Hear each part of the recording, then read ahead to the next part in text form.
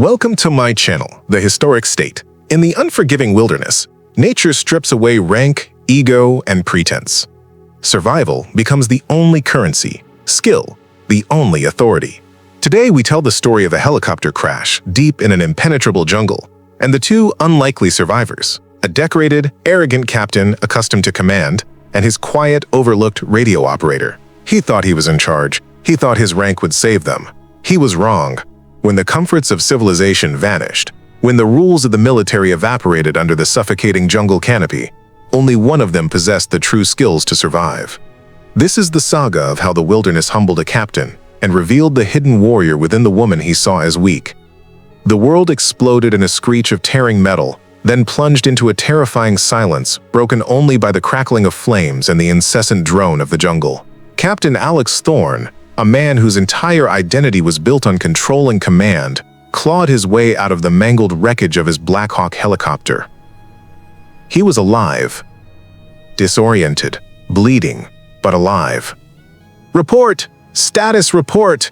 he roared instinctively, his voice echoing unanswered in the suffocating humidity. Then he saw her.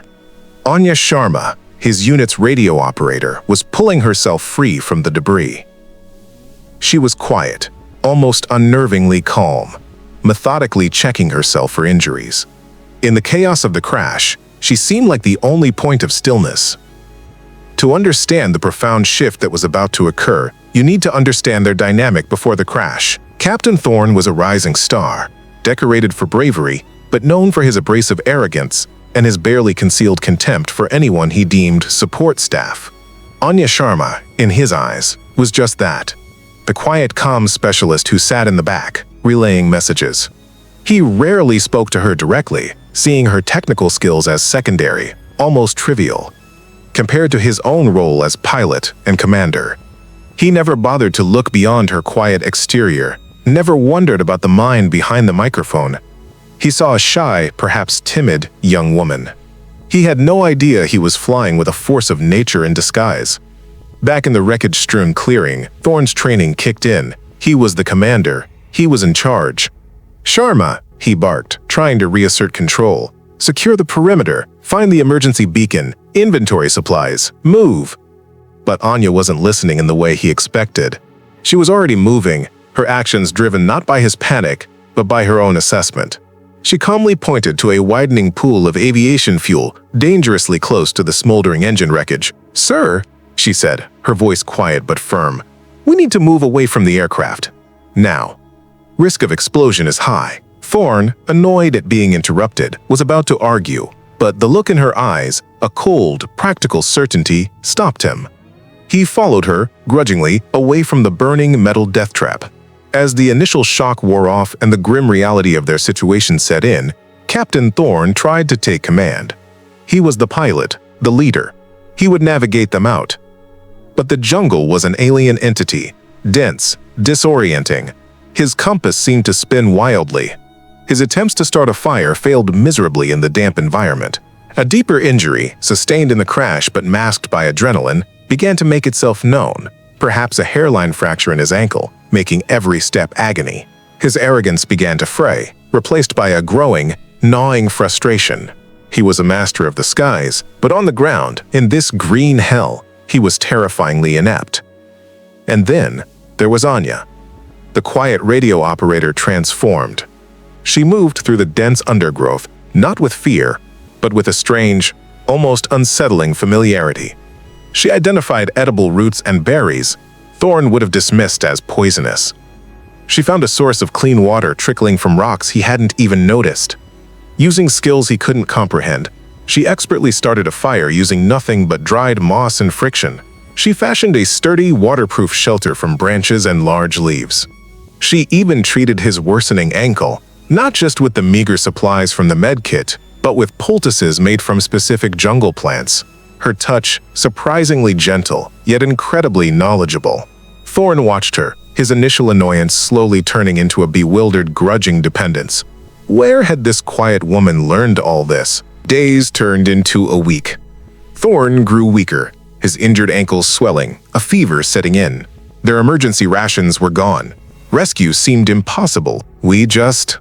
"Need to wait," Thorne mumbled, his voice weak, his usual command gone. "They'll find us."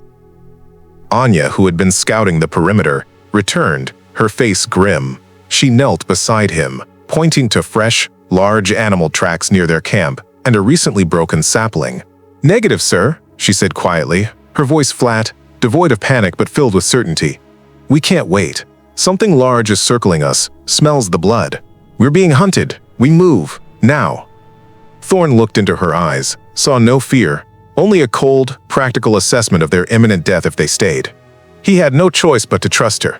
Nen's journey was a brutal testament to Anya's hidden strength. Thorne, delirious with fever and pain, became dead weight. Anya half-carried, half-dragged him through the suffocating jungle. She set ingenious traps, catching small animals for food. She navigated not by compass, but by the sun, the stars, the subtle signs in the moss on the trees, skills Thorne never knew existed. She pushed relentlessly onward, driven by a will that seemed forged from the jungle itself.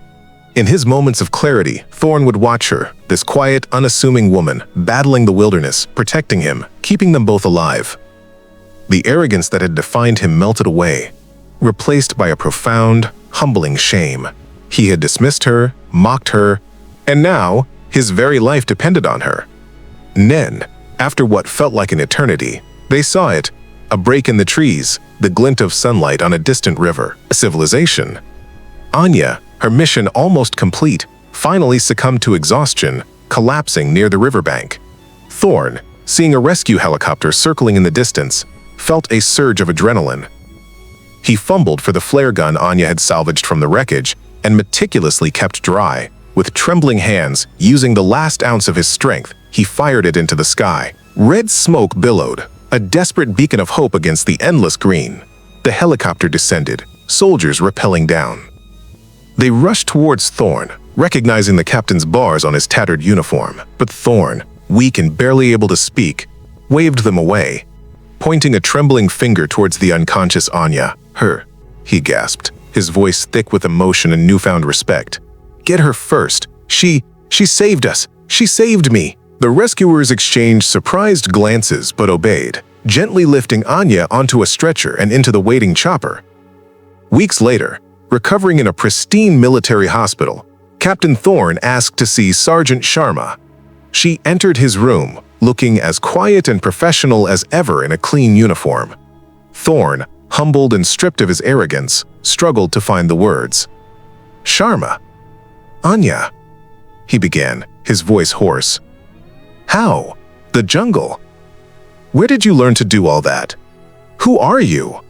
Anya looked at him, and for the first time, she offered a small, enigmatic smile. "Let's just say, sir," she replied quietly, perhaps revealing a glimpse of a past spent in a remote, wild place, or hinting at specialized survival training far beyond standard issue. "I learned early on that rank doesn't keep you alive when everything else is trying to kill you. Survival does." Thorne looked at her, truly seeing her for the first time. Not as a subordinate, not as a woman, but as a survivor. A warrior whose skills far surpassed his own in the environment that truly mattered. He had entered the jungle as a captain and emerged a humbled man, saved by the very person he had so carelessly dismissed. Thank you for watching The Historic State. If this incredible story of survival, humility, and the revelation of hidden strength resonated with you, don't forget to like, comment, and subscribe. Because here, we know that true competence doesn't always wear stripes or stars. Sometimes, it just waits quietly for its moment to save the day.